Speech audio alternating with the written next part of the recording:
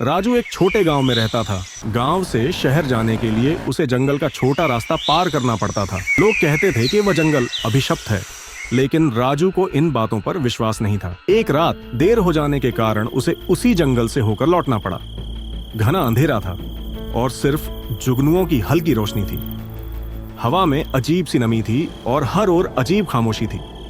चलते चलते राजू को महसूस हुआ कि कोई उसके पीछे चल रहा है। उसने पीछे मुड़कर देखा, लेकिन वहां कुछ नहीं था। उसने अपनी चाल तेज कर दी, लेकिन फिर भी सूखे पत्तों पर किसी के कदमों की आहट लगातार सुनाई दे रही थी। कुछ दूर चलने के बाद उसे एक बड़ा पेड़ दिखा, जिसके नीचे कोई बैठा था। एक बूढ़ी औरत जो अंधेरे में धीरे धीरे हिल रही थी।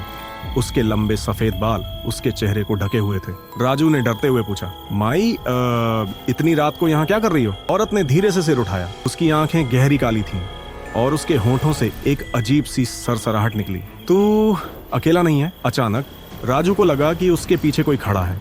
उसने जैसे ही मुड़ने की कोशिश की, उसकी गर्दन सुन्न हो गई। एक ठंडी सांस उसके कानों से टकराई। सुबह गांव वालों को राजू जंगल के किनारे बेहोश पड़ा मिला। जब उसने होश में आकर पूरी बात बताई तो गांव के बुजुर्गों ने कहा, उस रास्ते से जिसने भी रात को जाने की हिम्मत की, वह फिर कभी पहले जैसा नहीं रहा।